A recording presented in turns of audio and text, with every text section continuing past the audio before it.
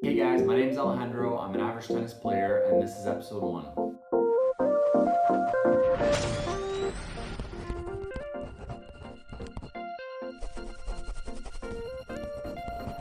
So one of the hardest components of this challenge, I think, is going to be the $1,000 budget.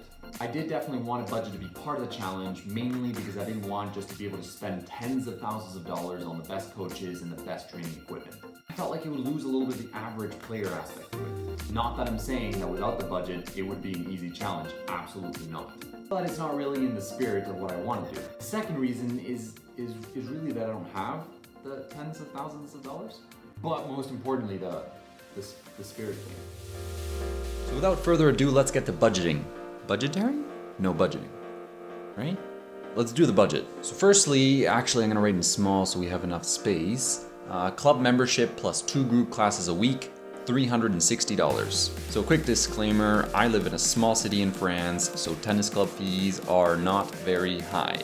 Second disclaimer, the budget will only comprise training and tournament fees. Tennis equipment like rackets and shoes will not be part of the budget because otherwise it would be impossible to stay on budget, and that is absolutely a good enough reason. Alright, well those are all our expenses for now. On to the first training session. So the purpose of this first exercise is just to get an idea of the mistakes I'm making in terms of footwork. The exercise is very straightforward. Step up to swing a forehand, then back to starting position, then step up for a shadow backhand, back to starting position, followed by the same exercise at the baseline. So very important to keep in mind, right now we're only going to be focusing with the glaring mistakes I'm making with my footwork.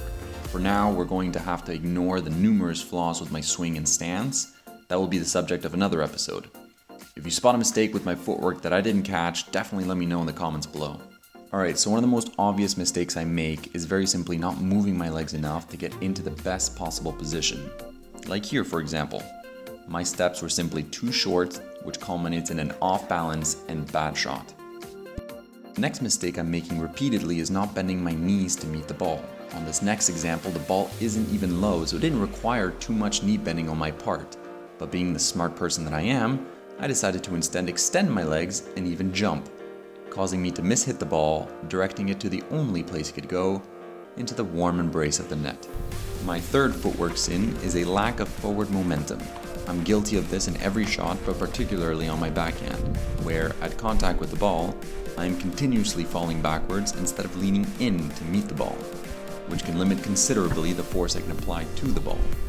Particularly if, once again, one does not bend thy knees. Let's take a second look at that one, shall we?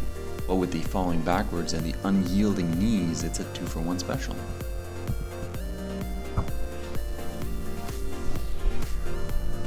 The fourth and final way I'm shooting myself in the foot, no pun intended, is by sometimes doing a million steps when only 1 or 2 are really necessary, which is not only more time consuming, but also a lot more taxing. Just looking at that is making me tired. Let's count the steps of this next shot that looks the exact same, but is not.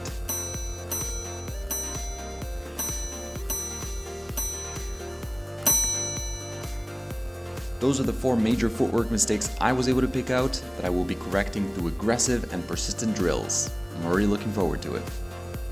Once again, let me know all the mistakes I missed in the comments below, and I'll see you guys again very soon.